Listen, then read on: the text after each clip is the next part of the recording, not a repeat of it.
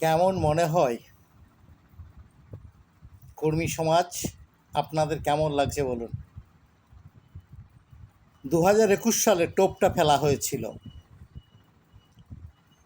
কুড়মালি ভাষায় স্কুল প্রতিষ্ঠা করা হবে। গদগদ হয়ে গেছিলেন বলুন সেদিন।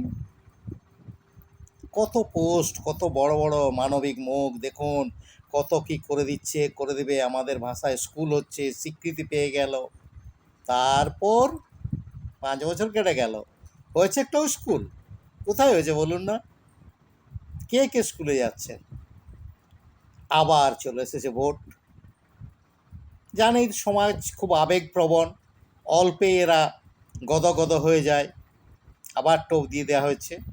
এবারের টোপটা আরও বিশাল বড়।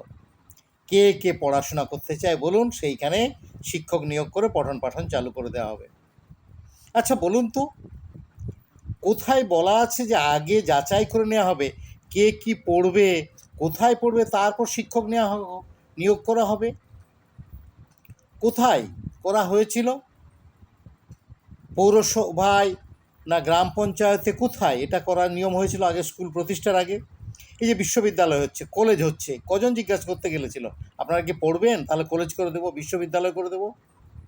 আরে সংবিধানেই তো বলে দেওয়া আছে, যেখানে যে মানুষ বাস করে তাদের যে মাতৃভাষা, সেই মাতৃভাষায় প্রাথমিক পঠন পাঠন শেখাতে হবে, সেই ভাষার শিক্ষক নিয়োগ করতে হবে। এটা ন্যাকামি কেন? আরে ঝেড়ে কাচুন না, যে সামনে বিধানসভা ভোট আছে, আপনাদের সমাজের ভোটটা চাই, তাই টোপটা দেওয়া হলো, আপনারা গিলে ফেলুন, পটাপট ভোটটা দিয়ে দেবেন। ওসব কোনো স্কুল ভাষা নিয়োগ কোনো কিছু এগুলো করা হবে না, ওটা জাস্ট একটা প্রলোভন মাত্র।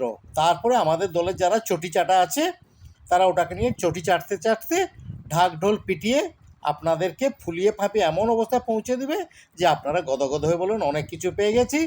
তারপর সেই ছোটোর সময় আমরা খেলতাম, মনে আছে?